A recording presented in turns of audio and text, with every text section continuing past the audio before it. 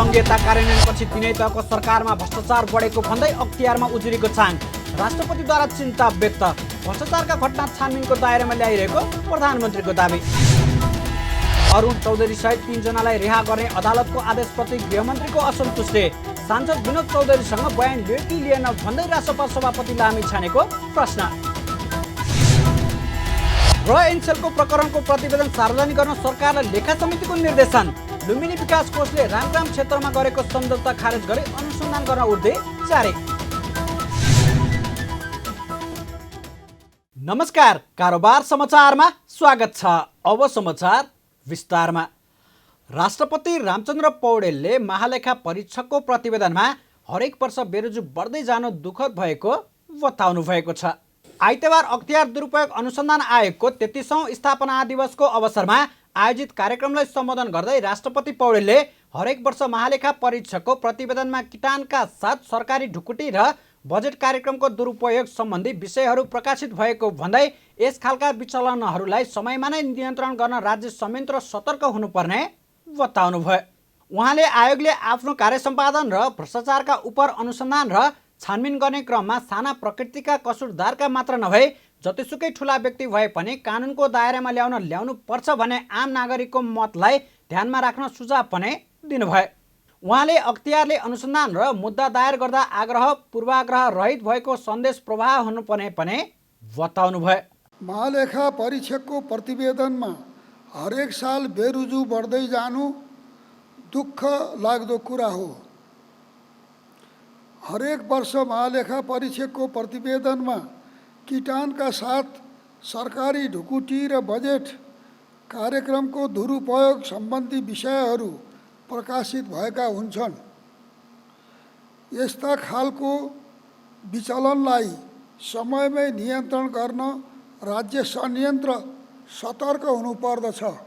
आयोगले आफ्नो कार्य सम्पादन र भ्रष्टाचारका उप अनुसन्धान र छानबिन गर्ने क्रममा साना प्रकृतिका कसुरदारका मात्र होइनन्, बरु ठुला प्रकृति र कसुरदारको पहिचान गर्न र जतिसुकै ठुला व्यक्ति भए पनि उनीहरूलाई कानुनको दायरामा ल्याउन पछि पर्न हुन्न भन्ने आम नागरिकको मत ध्यानमा राख्न सुझाव दिन्छु।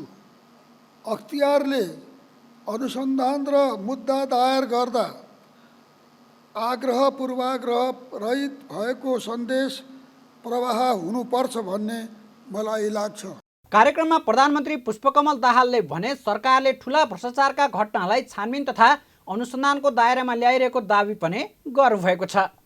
उहाँले विभिन्न कालखण्डमा भएका सबै साना ठुला भ्रष्टाचार जन्य घटना उप स्वतन्त्र छानबिन र अनुसन्धान गर्ने सन्दर्भमा आयोगलाई नेपाल सरकारको पूर्ण समर्थन र सहयोग रहने प्रतिबद्धता समेत व्यक्त गर्नुभयो। उहाँले सरकारी जग्गा हडप्ने, व्यक्तिगत नाममा कायम गर्नेहरूका छानबिन अनुसन्धान गरिरहेको भन्दै क्रिप्टोकरेन्सी कारोबारी, हुन्डी कारोबारी, सुन तस्कर र सहकारी लगायतका क्षेत्रमा भएका ठगीलाई कारबाहीको दायरामा ल्याएको बताउनुभयो। उहाँले सार्वजनिक सेवा प्रवाहमा देखिएका विकृति, विसङ्गति, ढिलाइ, अनियमितता नियन्त्रण गरी सार्वजनिक सेवा प्रवाहमा जनताले भोग्नु परेको शास्ति हटाउन सरकार लागिरहेको दाबी पनि गर्नुभयो। सरकारले ठुला भ्रष्टाचारका घटनालाई छानबिन तथा अनुसन्धानको दायरामा ल्याउँदै गएको छ। सरकारी जग्गा हडप्ने, व्यक्तिगत नाममा कायम गर्नेहरूलाई छानबिन अनुसन्धान गरिरहेको छ। क्रिप्टोकरेन्सी कारोबारी, हुन्डी कारोबारी, सुन तस्कर र सहकारी लगायतका क्षेत्रमा भएका ठगीलाई कारबाहीको दायरामा ल्याइएको छ। सार्वजनिक सेवा प्रवाहमा देखिएका विकृति, विसङ्गति, ढिलाइ, अनियमितता नियन्त्रण गरी सार्वजनिक सेवा प्रवाहमा जनताले भोग्नु परेको शास्ति हटाउन पनि सरकार लागि परेको छ। यस्तै प्रधानमन्त्री दाहालले भ्रष्टाचारलाई निर्मम तवरले अन्त्य नगरी देशको समग्र विकासको परिकल्पना गर्न नसकिने भन्दै सार्वजनिक निकायहरूमा पारदर्शिता र जनउत्तरदायित्वको संस्कार विकास गर्न ढिलाइ भइसकेको पनि बताउनुभयो। उहाँले भ्रष्टाचारका विरुद्ध वर्तमान सरकार हदैसम्म निर्मम हुने दाबी गर्दै भ्रष्टाचार निवारण ऐन र अख्तियार दुरुपयोग अनुसन्धान आयोग ऐनमा समसामयिक सुधार गरी यसै वर्षभित्र नयाँ ऐन संसदमा पारित गराउन सरकारको तर्फबाट आवश्यक प्रयास हुने प्रतिबद्धता समेत जनाउनुभयो। भ्रष्टाचारलाई निर्मम तहरले अन्त्य नगरी देशको समग्र विकासको परिकल्पना गर्न सकिँदैन। सार्वजनिक निकायहरूमा पारदर्शिता र जनउत्तरदायित्वको संस्कार विकास गर्न ढिलो भइसकेको छ। मैले सरकारको तर्फबाट भन्ने गरेको छु, हाम्रो शिक्षा नीतिमा विद्यालय तहदेखि नै देशभक्तिको भावना र नैतिक मूल्य मान्यताबारे शिक्षालाई संस्थागत रूपले विकास गर्न सकिएन भने जसरी एउटा नकारात्मक भाष्य बनेको छ त्यसलाई रोक्न सकिँदैन भन्दै आएको छु। विकसित देशहरूले भ्रष्टाचारका अभ्यासको प्रभावकारी नियन्त्रणका लागि उत्तरदायित्व वृद्धि गर्न, भ्रष्टाचारका छिद्रहरू हटाउन ब्लकचेन प्रविधिको विकास र उपयोग गरिरहेका छन्। हामीले पनि राज्यका सबै सार्वजनिक निकायहरूलाई बढी जिम्मेवार र जवाफदेही बनाउन नवीन प्रविधिको विकास र उपयोग गर्न सिक्नु जरुरी छ। प्रधानमन्त्री दाहालले जनतासँग प्रत्यक्ष सरोकार राख्ने शिक्षा, स्वास्थ्य, खानेपानी, सरसफाइ जस्ता आधारभूत सेवादेखि राष्ट्रिय परिचय पत्र, नागरिकता, राहदानी, सवारी चालक अनुमति पत्र लगायत प्रशासनिक सेवामा सरलता, शीघ्रता, सुलभता र पारदर्शिता कायम गर्न सरकार संवेदनशील भई क्रियाशील रहेको पनि जानकारी गराउनु भएको छ। अख्तियार दुरुपयोग अनुसन्धान आयोगले संघीयता कार्यान्वयनपछि तीनै तहका सरकारमा गैरकानुनी सम्पत्ति आर्जन सम्बन्धी उल्लेख्य सङ्ख्यामा उजुरीहरू परेको जनाएको छ। आयोगको 33औं स्थापना दिवसको अवसरमा आइतबार आयोजित कार्यक्रममा आयोगका अध्यक्ष प्रेमकुमार राईले संघीयता कार्यान्वयन पश्चात हालसम्मको अवधिमा तीनै तहका सरकारमा हुने विकास निर्माण, बजेट विनियोजन, अनुदान वितरण, सेवा प्रवाह जस्ता कार्यमा सार्वजनिक सम्पत्तिको हानि नोक्सानी गर्ने, घुस र रिश्वत लेनदेन गर्ने, गैरकानुनी लाभ लिने, बदनियत राखेर काम गर्ने र गैरकानुनी सम्पत्ति आर्जन सम्बन्धी उल्लेख्य सङ्ख्यामा उजुरीहरू परेको जानकारी गराउनुभयो।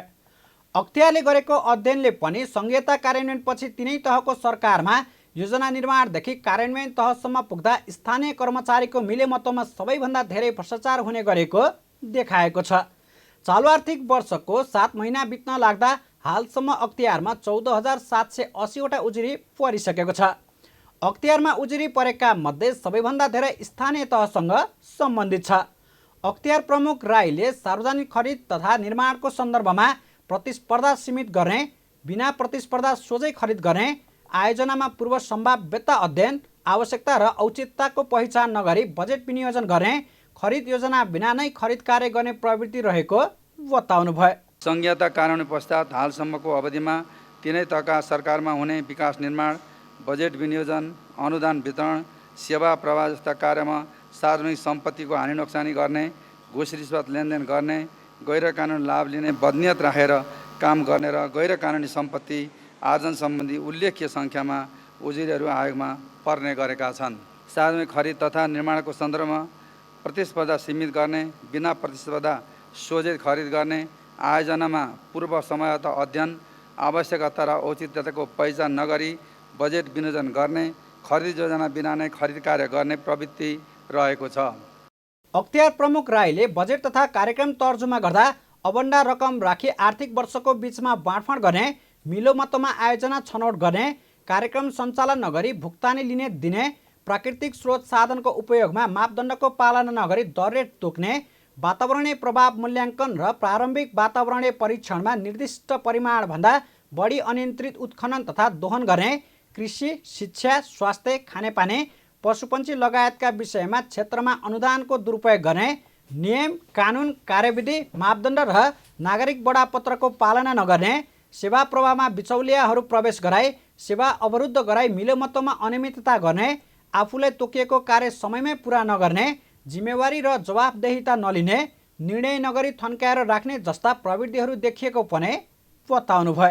यस्तै कर्मचारी नियुक्तिमा मिलोमतो गर्ने, बिना आधार र मापदण्ड बढुवा गर्ने, सरकारी सवारी साधन र इन्धनको दुरुपयोग गर्ने, पूर्ण वा आंशिक स्वामित्व भएका निकाय वा सङ्गठित संस्थाको नियममा लेखा परीक्षण नगराउने, असुल उप र नियमित गर्नुपर्ने आलटाल गर्ने जस्ता प्रवृत्ति समेत देखिएको बताउनुभयो।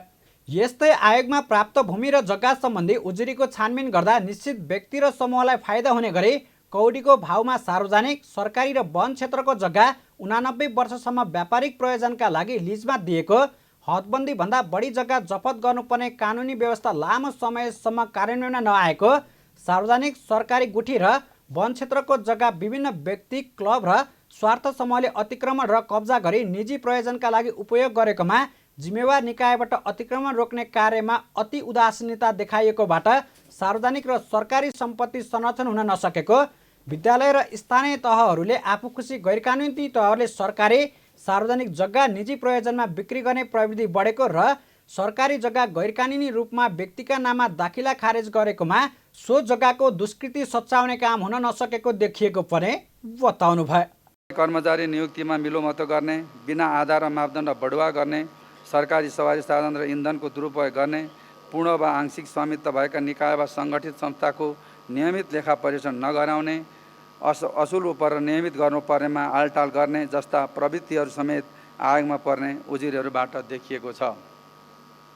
आयोगमा प्राप्त भूमि र जग्गा सम्बन्धी उजुरीको छानबिन गर्दा निश्चित व्यक्ति र समूहलाई फाइदा हुने गरी कौडीको भावमा सार्वजनिक, सरकारी र वन क्षेत्रको जग्गा 89 वर्षसम्म व्यापारिक प्रयोजनको लागि लिजमा दिएको हदबन्दीभन्दा बढी जग्गा जफत गर्नुपर्ने कानुनी व्यवस्था लामो समयसम्म कार्यान्वयनमा नआएको, सार्वजनिक, सरकारी, गुठी र वन क्षेत्रको जग्गा विभिन्न व्यक्ति, क्लब र स्वार्थ समूहले अतिक्रमण र कब्जा गरी निजी प्रयोजनको लागि उपयोग गरेकोमा जिम्मेवार निकायबाट अतिक्रमण रोक्ने कार्यमा अति उदासीनता देखाइएकोबाट सार्वजनिक र सरकारी सम्पत्ति संरक्षण हुन नसकेको, विद्यालय र स्थानीय तहहरूले आफू खुसी गैरकानुनी तवरले सरकारी सार्वजनिक जग्गा निजी प्रयोजनमा बिक्री गर्ने प्रवृत्ति बढेको र सरकारी जग्गा गैरकानुनी रूपमा व्यक्तिका नाममा दाखिल खारेज भएकोमा सो जग्गाको दुष्कृति सच्याउने काम हुन नसकेकोले सम्बद्ध जिम्मेवार निकाय र पदाधिकारी सार्वजनिक सम्पत्तिको संरक्षण गर्ने, कानुनी दायित्व निर्वाह गर्ने कार्यमा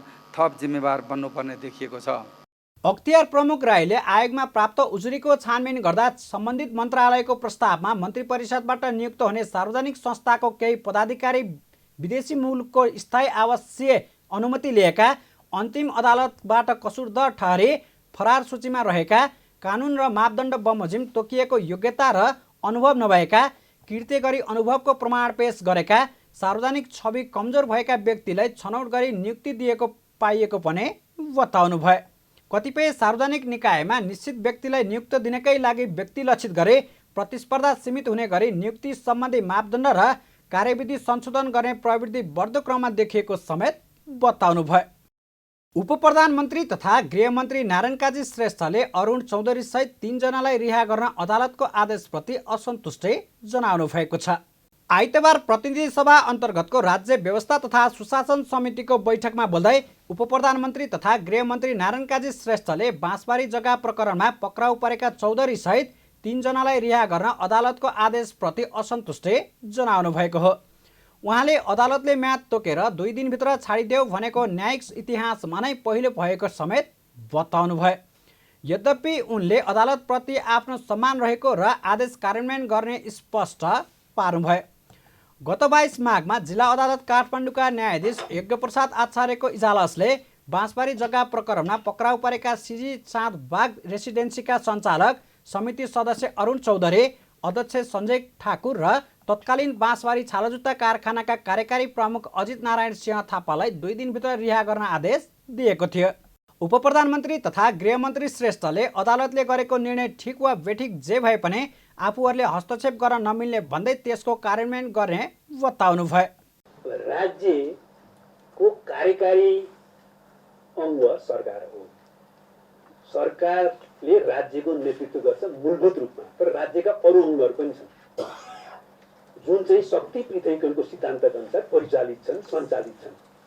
उनीहरूलाई हामीले हस्तक्षेप गर्न मिल्दैन।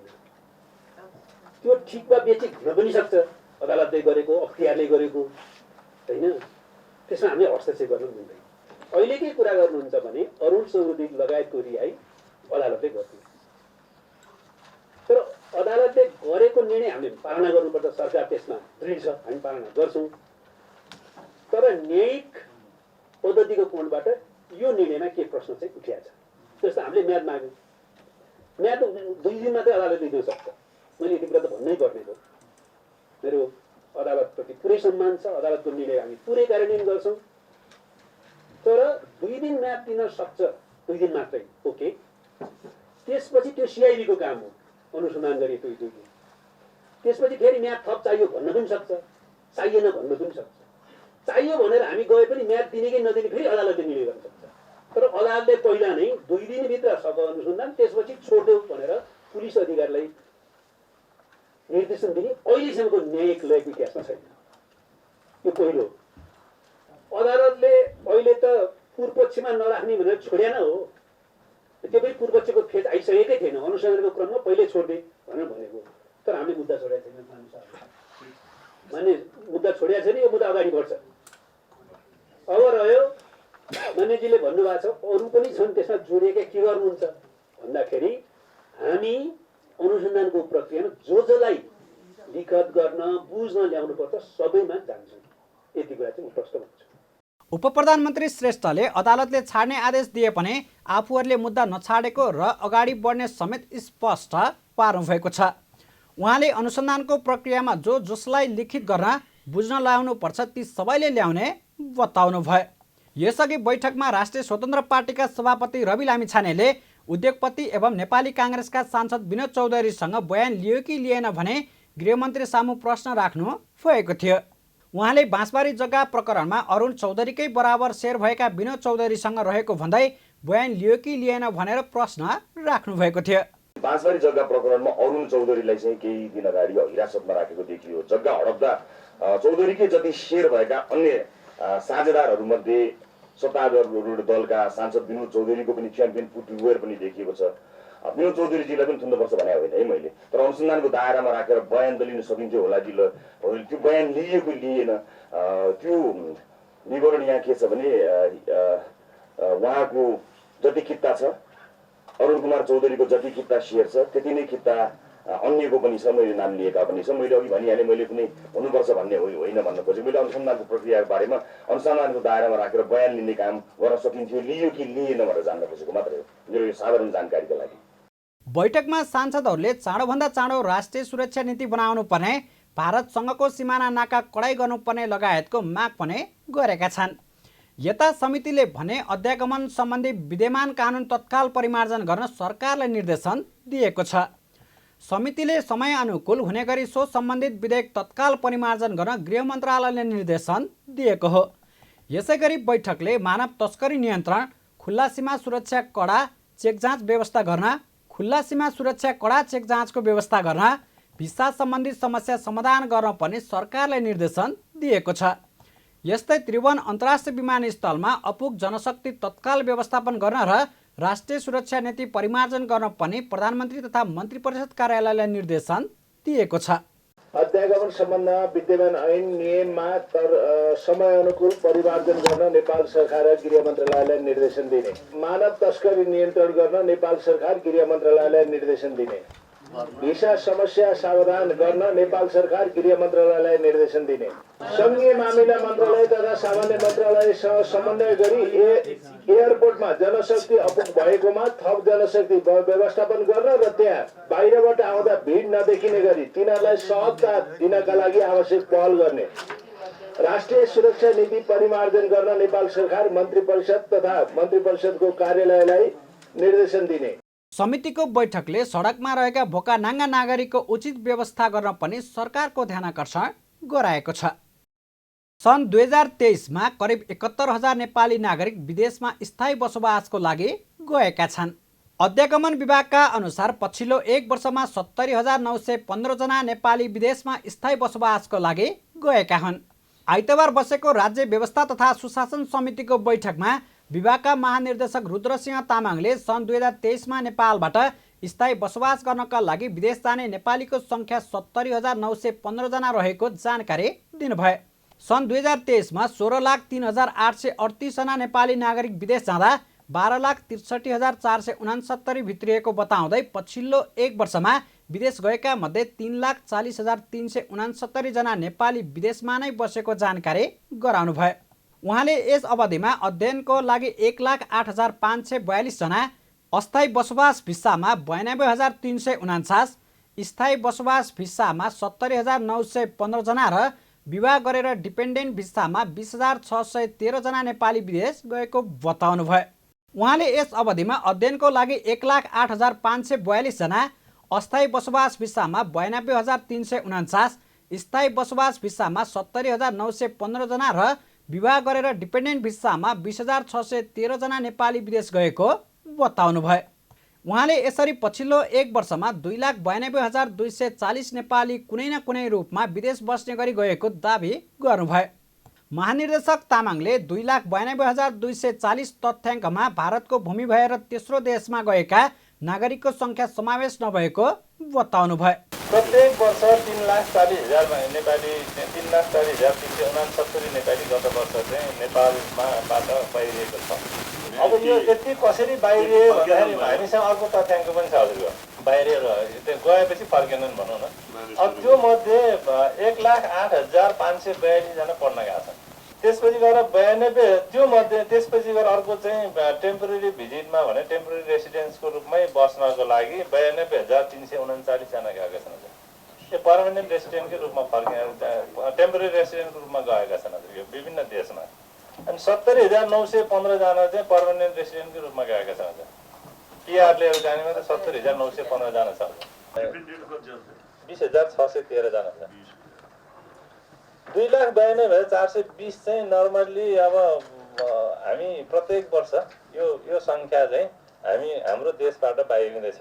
विभागका महानिर्देशक तामाङले 2023मा 8,08,415 नेपाली नागरिक श्रमिकको रूपमा विभिन्न देश गएको पनि जानकारी गराउनु भएको छ। उहाँले नेपालबाट विदेश बसेका छोराछोरीको नाता सम्बन्ध भिसामा 1,67,485 जना नेपाली विदेशमा रहेको बताउनुभयो। उहाँले भ्रमण तथा धार्मिक प्रयोजनको लागि 1,04,515 नागरिक नेपालबाट विदेश गएको तथ्याङ्क विभागसँग रहेको बताउनुभयो। उहाँले अहिले 10 लाख पर्यटक भित्रिए भने पनि अध्यागमन विभागको तथ्याङ्क हेर्दा 10 लाख पर्यटक नेपालमा नभित्रिएको दाबी गर्नुभयो। उहाँले अध्ययन भिसा, कामदार visa, retirement visa, medical visa, धार्मिक भिसा, खेलकुद भिसा लगायत अन्य प्रकारका भिसाहरू थप्नुपर्ने अवस्था रहेको पनि बताउनुभयो। उहाँले सन् 2023मा विभिन्न कारणबाट 459 विदेशी नागरिकलाई नेपालबाट निष्कासन गरिएको जानकारी पनि गराउनुभयो। काठमाडौँ महानगरपालिका भित्रका फुटपाथ व्यवसायीहरूले महानगर विरुद्ध प्रदर्शन गर्दै कार्यालय घेराउ गरेका छन्। आइतबार राष्ट्रिय स्वरोजगार व्यवसाय सङ्घ, नेपाल सडक व्यापार व्यवसाय सङ्घ र फुटपाथ व्यापारीहरूले संयुक्त रूपमा महानगरको विरोध प्रदर्शन तथा काठमाडौँ महानगरपालिकाको कार्यालय घेराउ गरेका हुन्। प्रदर्शनको क्रममा फुटपाथ व्यवसायी भीमा खड्काले महानगरपालिकाले वार्ताको नाटक गर्दै वार्ता एकलौटी भङ्ग गरेको आरोप लगाउनुभयो। उहाँले आफूहरूले फुटपाथ व्यवसायीहरूलाई बाँच्न दिन आग्रह गर्दा महानगरले राति आएर आफ्ना सामानहरू लुटेर लिएर गएको बताउनुभयो। महानगरपालिकाले फुटपाथ व्यवसायीहरूका माग सम्बोधन गर्नुपर्ने बताउनुभयो। त्यस्तै अर्का फुटपाथ व्यवसायी सुजन गिरीले स्वरोजगार व्यवसायीहरूले गरी खान पाउनुपर्ने र उचित र वैकल्पिक ठाउँ दिनुपर्ने बताउनुभयो। काठमाडौँ महानगरपालिका व्यापारीको व्यवस्थापन भन्दा पनि बेरोजगार बनाउन उद्धृत भएको आरोप पनि लगाउनुभयो। हामीले महानगरपालिकाले मात्र के भनेको छौँ भने हामीलाई बाँच्न देऊ, त्योभन्दा अरू होइन, बाँच्न देऊ, हाम्रो छोराछोरीलाई शिक्षा देऊ, हामीले त्यति मात्रै भनेको छौँ। तर महानगरपालिकाले व्यवस्था गर्दै गर्दै एक किसिमको वार्ताको नाटक रच्दै फेरि वार्ता भङ्ग गर्दै एकलौटी रूपमा वार्ता भङ्ग गरेको छ। र यो वार्ता भङ्ग गरेर हाम्रो साथीहरूलाई कार्यथलोमा गएर विभिन्न किसिमका 8:30 बजे राति आएर लुटेर लगेका छन्, हाम्रो सामानहरू लुटेर लगेका छन्। र हामी त्यो आज 7:30 बजे राख्दा पनि हाम्रो साथीहरू बोकै छन्, कहिले व्यवसाय हुन्छ, कहिले व्यापार हुन्छ, कहिले हुँदैन। त्यसकारण महानगरपालिकाले हाम्रो विषयलाई सम्बोधन गर्नुपर्छ। महानगरपालिकाले हामी व्यवसायीहरूको हामीले खालि बाँच्न पाऊँ भन्ने अधिकार मात्रै हो, त्यसकारण हामीले बाँच्न पाउनुपर्छ। 65-63 सालदेखि अहिलेसम्म आएर यो स्वरोजगार व्यापारीहरूको बिचमा स्वरोजगार व्यापारीहरूले गरी खान पाउनुपर्छ, यिनको उचित वैकल्पिक ठाउँ हुनुपर्छ र यिनलाई राज्यले करको दायरामा राख्नुपर्छ भन्दै लड्दै आएको हो। कतिपय ठाउँमा हामीले आन्दोलनकै रूपमा व्यवस्थित गर्न पनि खोजिएको, 62, 63, 64 साल पछाडि खुल्ला मञ्चमा पनि व्यापारीहरूले व्यवस्थापन गर्न खोजिएको। तर काठमाडौँ महानगरपालिकाले व्यापारीले व्यवस्थापन गर्नुभन्दा पनि यिनलाई बेरोजगारी बनाउनुपर्छ, बेरोजगारी बनाइयो भने यीसँग केही न केही हामीले मूल्य लिन सकिन्छ भनेर हो कि किन हो त्यो हामी जानिँदैन। यिनलाई विस्थापित पार्ने र यिनलाई तितर पार्ने काममा अगाडि बढिएको छ। प्रदर्शनकारीहरूले स्वरोजगार श्रमको सम्मान गर, हाम्रो आन्दोलन जारी छ, व्यवसाय एकता जिन्दाबाद, राजु पाण्डे मुर्दाबाद, पुँजीवादी मेयर चाहिँदैन लगायतका नारा लगाएका थिए। एनसेलको सेयर खरिद बिक्री सम्झौताबारे छानबिन गर्न गठित उच्चस्तरीय छानबिन समितिले प्रधानमन्त्रीलाई बुझाएको प्रतिवेदन सार्वजनिक गर्न सरकारलाई समितिले निर्देशन दिएको छ। आइतबार बसेको प्रतिनिधि सभा अन्तर्गतको सार्वजनिक लेखा समितिले सरकारलाई एनसेलको सेयर खरिद बिक्री सम्झौताबारे छानबिन गर्न गठित उच्चस्तरीय छानबिन समितिले प्रधानमन्त्रीले बुझाएको प्रतिवेदन सार्वजनिक गरी तत्काल समितिलाई उपलब्ध गराउन प्रधानमन्त्री तथा मन्त्री परिषदको कार्यालयले निर्देशन दिएको हो। समिति बैठकमा सरकारलाई निर्देशन दिँदै समिति सभापति ऋषिकेश पोखरेलले लुम्बिनी विकास कोषले आजसम्म रामग्राम क्षेत्रमा गरिएको सम्झौता लगायत सबै कार्यहरू आजका मितिदेखि खारेज गर्ने नेपाल सरकारलाई निर्देशन पनि दिनुभयो। उहाँले सम्झौता कार्यमा संलग्नमाथि अनुसन्धान गर्न प्रधानमन्त्री कार्यालयले निर्देशन दिनुभयो। लुम्बिनी विकास कोषले चाहिँ आजसम्म रामग्राम क्षेत्रमा गरिएको सम्झौता लगायतका सबै कार्यहरू आजैका मितिदेखि चाहिँ खारिज गर्ने गरी नेपाल सरकारलाई चाहिँ निर्देशन दिने।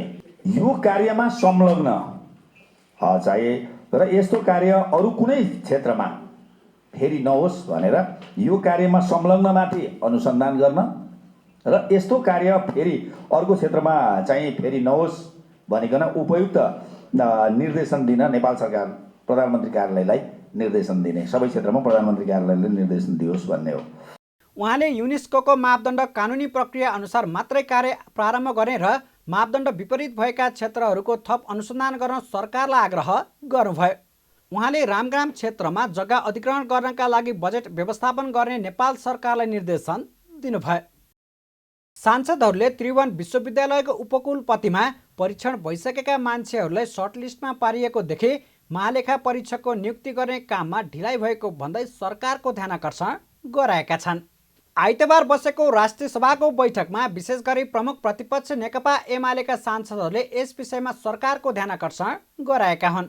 बैठकमा एमालेका सांसद रामचन्द्र राईले महालेखा परीक्षक तत्काल नियुक्त गर्न सरकारसँग माग गर्नुभयो। उहाँले बेरोजी फर्सुट गर्नका लागि पनि सरकारले महालेखा परीक्षक नियुक्ति चाँडोभन्दा चाँडो गर्नुपर्ने भन्दै नियुक्ति गर्ने काममा ढिलाइ गर्न नहुने बताउनुभयो। सांसद राईले सँगै निजामती सेवा ऐन छिटो संसदमा ल्याउन पनि सरकारलाई दबाब दिनुभयो। सुशासनको पाटोमा सहज ढङ्गले काम गर्न पनि सरकारले सो विधेयक संसदमा ल्याउन ढिलाइ गर्न नहुने उहाँको भनाइ छ। आज हामी जति समस्यामा छौँ भनेर भनिरहेका छौँ, सुशासन भएन, भ्रष्टाचार भयो भनिरहेका छौँ।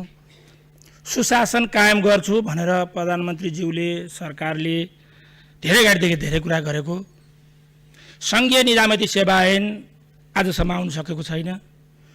सुशासन दिनको लागि गर्नको कायम गर्नको लागि यो सङ्घीय निजामती सेवा ऐन नआइरहँदाखेरि सुशासनको पाटोमा कर्मचारीहरूलाई ठिक ढङ्गले चलाउन सकिरहेको छैन। सुशासन कमजोर बन्न गइरहेको छ। जनता सेवा प्राप्त गर्नबाट विमुख भएका छन्। सरकारको गति, कामको गतिमा पनि यो सङ्घीय निजामती सेवा ऐन नबनिरहँदाखेरि अवरोध पैदा भएको छ। सरकारले सङ्घीय निजामती सेवा ऐन चाँडो ल्याओस् र यसलाई सरकारी कामकाजका दौरानमा सहजता प्रदान गरोस्। बैठकमा एमालेका अर्का सांसद डाक्टर विमला राई पौडेलले त्रिभुवन विश्वविद्यालयको नेतृत्वमा रहेर पनि कुनै प्रगति गर्न नसकेका र विश्वविद्यालयलाई र्याङ्किङमा पछाडि धकेल्नेहरू नै सर्टलिस्टमा परेको भन्दै नियुक्तिमा राजनीतिक हस्तक्षेप हुन सक्ने आशंका व्यक्त गर्नुभयो। उहाँले छनौट समितिले पुरानै अनुहारलाई विश्वविद्यालयको नेतृत्व दिन लागेको हो भनी प्रश्न समेत गर्नुभयो। उहाँले बौद्धिक चोरीको आरोप लागेका र अख्तियारमा मुद्दा चलेकालाई किन उपकुलपतिको छनौट लिस्टमा राखियो भनेर समेत प्रश्न गर्नुभयो। राम्रा मान्छेहरू चाहिँ नेतृत्वले एकदम राम्रोसँग टेस्टेड र असाध्यै राम्रा मान्छेहरू चाहिँ नेतृत्वले गएर अप्लाई गरिदिनुहोस् न भन्नुपर्छ अथवा आइदिनुहोस् न, तपाईँ आएर 4 वर्ष यो युनिभर्सिटी सम्हाल्नुहोस् भन्नुपर्छ। हामीले त्यति हिम्मत गर्न सकेनौँ र त्यसपछि अब एप्लिकेसन त खोल्यौँ। त्यो एप्लिकेसनमा कति राम्रा मान्छेहरू, टेस्टेड मान्छेहरू परेकै छैनन्, आउनु भएको छैन र 43 जनाको एप्लिकेसन परे पनि अहिले 29 जना चाहिँ बाहिर हुनुभएको छ त्यसमा र अरू आउनु भएको छ। खुसीको कुरा 1 जना महिला पनि त्यसमा हुनुहुन्छ। तर दुःखको कुरा के छ भने त्यो भित्र टेस्टेड फेल भएका अनुहारहरू पनि आएका छन्। टेस्टेड फेल भएका भन्छु मैले, किनभने पहिला युनिभर्सिटीको नेतृत्व लिइसकेका, कुनै प्रगति गर्न नसकेका र र्याङ्किङमा युनिभर्सिटीलाई पछाडि धकेलेका मान्छेहरू पनि आएका छन्। फेरि पनि प्रधानमन्त्रीलाई मेरो एउटै प्रश्न छ, राजनीतिक हस्तक्षेप हुन दिन्न भनेर सङ्कल्प गर्दै गर्दाखेरि टेस्टेड र फेल भएका अनुहारहरूलाई फेरि युनिभर्सिटीमा ल्याउनको लागि छान्या हो त्यो समितिले। टेस्टेड भइसकेका मान्छेलाई फेल भएका मान्छेलाई फेरि किन ल्याएको? विभिन्न रूपमा चाहिँ यो कहिले बौद्धिक चोरीको आरोप लागेका, कहिले अख्तियारबाट चाहिँ मुद्दा चलेका मान्छेहरूलाई किन ल्याएको युनिभर्सिटीको उसमा? बैठकमा सत्तारूढ प्रमुख घटक नेपाली काङ्ग्रेसकी सांसद अनिता देवकोटाले नेपाल संस्कृति विश्वविद्यालयले आफ्नो जग्गा उपभोग गर्न नपाएको भन्दै समस्या समाधानको लागि सरकारको ध्यानाकर्षण गराउनुभयो। उहाँले यस विषयमा प्रधानमन्त्री पुष्पकमल दाहालले पहल नगरेको आरोप पनि लगाउनुभयो। यस्तै राप्ती स्वास्थ्य विज्ञान प्रतिष्ठानमा भिसी र रेक्टर नियुक्ति गर्न पनि सरकारसँग आग्रह समेत गर्नुभयो। सशस्त्र विद्रोहको नेतृत्वकर्ता अहिलेका प्रधानमन्त्री पुष्पकमल दाहाल हुनुहुन्छ। शान्ति प्रक्रियाको हस्ताक्षर पनि उहाँ हुनुहुन्छ। नेपाल संस्कृत विश्वविद्यालयको कुलपति पनि उहाँ हुनुहुन्छ। तर समस्या जिउका तिउ छ।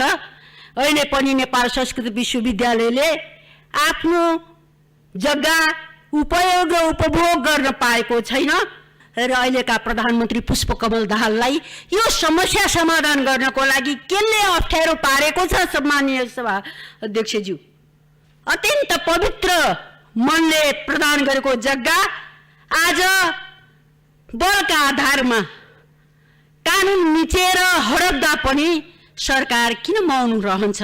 त्यसैले सम्मानित सभाका माध्यमबाट त्यो समस्यालाई समाधान गर्न म नेपाल सरकारलाई आग्रह गर्न चाहन्छु। त्यसैगरी सम्माननीय अध्यक्षज्यू, राप्ती स्वास्थ्य विज्ञान प्रतिष्ठानमा रजिस्ट्रार र रेक्टरको लामो समय भइसक्दा पनि नियुक्त हुन सकेको छैन। प्रतिष्ठानका प्रत्येक प्रतिष्ठान पछि ऐनहरू निर्माण गर्नुभन्दा पनि छाता ऐन आवश्यक रहेको कुरा म निवेदन गर्न चाहन्छु। बैठकमा सांसदहरूले पश्चिम नेपालको भूकम्प पीडितहरूको राहत व्यवस्थापन गर्न सरकारले ध्यान दिनुपर्ने पनि बताउनुभयो। सांसदहरूलाई सरकारका मन्त्रीहरूले भेट नदिने लगायतका गुनासो गर्दै सरकारको ध्यानाकर्षण पनि गराएका छन्। रियल इस्टेट मार्केट गठन लगायतका माग गर्दै घरजग्गा व्यवसायीहरूले 19 बुँदे घोषणापत्र जारी गरेका छन्। शनिबार पोखरामा सम्पन्न नेपाल जग्गा तथा आवास विकास महासङ्घको दोस्रो महासभा बैठकको घरजग्गालाई व्यवस्थित, मर्यादित र अनुशासित ढङ्गले राज्यलाई थप योगदान दिने ढङ्गले काम गर्नका लागि स्टक मार्केट जस्तै रियल इस्टेट मार्केट गठन गर्नुपर्ने लगायतको माग गर्दै 19 बुँदे घोषणापत्र जारी गरेको हो। घोषणापत्रमा रियल इस्टेटलाई उद्योगको रूपमा विकास गर्ने, ब्रोकरेज नियमन र भूमि बजार सम्बन्धी कानुन निर्माण गर्ने, जग्गाको हदबन्दी हटाउने, अपार्टमेन्ट बिक्रीको लागि कानुनी व्यवस्था गर्ने, कम्पनी दर्ता गरी कर कानुनको पालना गर्ने, वातावरण मैत्री सहरी विकास गर्ने, नयाँ सहरी विकास गर्ने, व्यक्ति निर्मित आवास प्रणालीको अन्त्य गर्ने, बहुतले अपार्टमेन्ट एवं मिश्रित व्यावसायिक भवनहरूको विकासमा जोड दिने, सरलीकृत रूपमा कर्जा प्रवाह गर्ने, प्रशासनिक बाधा अडचनहरू हटाउने, सरकारी निजी क्षेत्र बीचको सहकार्यमा जोड दिने, पोखरालाई मुलुकको पर्यटन राजधानी बनाउने, विशेष आर्थिक क्षेत्र स्थापना गर्ने, गण्डकी प्रदेश सरकारसँग सहकार्य गर्ने, सहरी तथा क्षेत्रीय अध्ययन प्रतिष्ठान नियर्ससँग सहकार्य गर्ने, सङ्गठित हुनुपर्ने, महासङ्घले जिम्मेवार व्यवसायीहरूको भूमिका निर्वाह गर्ने लगायतको पनि उल्लेख छ। यस्तै बैठकले आगामी वैशाख महिनामा हाउसिङ सम्मेलन गर्ने निर्णय पनि गरेको छ। महत्त्वपूर्ण रूपमा हामीले पटक पटक उठाउँदै आएको घरजग्गालाई व्यवस्थित, मर्यादित र अनुशासित ढङ्गले राज्यलाई चाहिँ थप योगदान पुर्याउने ढङ्गले काम गर्नको लागि स्टक मार्केट जस्तै एउटा रियल इस्टेट मार्केट गठन गर्नुपर्छ। त्यसले एउटा कारोबार गराउनुपर्छ, नम्बर 1। नम्बर 2, हामीले ल्यान्ड पुलिङ, हाउसिङ पुलिङ गरेर निजी क्षेत्रलाई पार्टिसिपेट गराई ठुल्ठुला टाउनसिपहरू बनाउने ढङ्गमा सहकार्य गर्नुपर्छ, दोस्रो कुरो। तेस्रो कुरो, हामीले हदबन्दीको विषयको कुरा उठाएका छौँ। चौथो कुरो, विदेशीहरूलाई अपार्टमेन्टका कुराहरू उठाएका छौँ। लगायत विषयहरूलाई चाहिँ हामीले 19 बुँदे घोषणापत्र जारी गरेका छौँ र यसले चाहिँ हाम्रा देशभरिका व्यवसायीहरूका साथीहरूका पिर मर्का समस्या र फिल्ड ग्राउन्ड रियालिटी सबै बुझेर चाहिँ वस्तुस्थिति के हो भन्ने कुरा एउटा जानकारी र राज्यलाई, सरकारलाई पनि हामी जानकारी गराउने र हामी पनि सुसूचित हुनाले यो घोषणापत्र जारी गरेका हौँ। हामीले व्यवसायीहरूले धेरै नयाँ विषयहरू उठाइरहनु पर्ने विषयहरू होइनन्। हामीले भनिराखेकै विषयहरू इम्प्लिमेन्टेसन, हाम्रो मुलुकको समस्या के हो भन्दा विषयहरू उठान हुने तर कार्यान्वयन नहुने र त्यो कार्यान्वयन वर्षौँ लाग्ने भएकोले त्यही विषय हामीले रिपिटेड उठाइरहनु पर्ने परिस्थिति छ र हामीले त्यस्तो छुट्टै नयाँ विषयहरू होइनन्, भइरहेकै विषयहरूलाई नै लिएर हामीले समेटेर घोषणापत्र जारी गरेका छौँ र निकट भविष्यमा हामीले वैशाखमा एउटा चाहिँ हाउसिङ समिट गर्ने पनि तयारी गर्दैछौँ। महासङ्घको महासभा बैठकले सङ्गठनलाई मजबुत बनाउने कुरामा पनि छलफल भएको थियो। साताको पहिलो दिन शेयर बजारमा 10.5 अङ्कको गिरावट आएको छ। आइतबार शेयर बजार मापन गर्ने नेप्से परिसूचक 10.50 अङ्कले घटेको हो। नेप्से परिसूचक अघिल्लो दिनको तुलनामा 0.50% घटेर 2095.82 अङ्कमा झरेको छ। आज विकास बैंक, जलविद्युत र म्युचुअल फन्ड बाहेकका समूहले समग्र परिसूचक घटेको हो। घटेको बजारमा कारोबार रकम 4 अर्ब रुपियाँ नागेको छ। दिनभर कुल 305 कम्पनीको 1,05,71,000 किता सेयर 4 अर्ब 8,56,00,000 रुपियाँ बराबरमा किनबेच भएको हो। बिहिबार 91,71,000 किता सेयर 3 अर्ब 21,22,00,000 रुपियाँ बराबरको कारोबार भएको थियो। कारोबार रकमको आधारमा आज पनि हिमालयन इन्सुरेन्स कम्पनी नै शीर्ष स्थानमा रहेको छ। पछिल्लो महिना लगातार उच्च कारोबार हुँदै आएको कम्पनीको आज 62,47,00,000 रुपियाँ बराबरको सेयर कारोबार भएको छ। आज घटेको बजारमा पनि समाज लघुवित्त वित्तीय संस्था लिमिटेड र कुथेली बुखारी साना जलविद्युत लिमिटेडको सेयर मूल्य बढेर सर्किट लागेको छ भने एनआइसी एसिया ग्रोथ फन्ड 2 को सेयर मूल्य घटेर नकारात्मक सर्किट लागेको छ। कारोबार समाचारमा अब सुन चाँदी र विदेशी विनिमय दर सम्बन्धी जानकारी।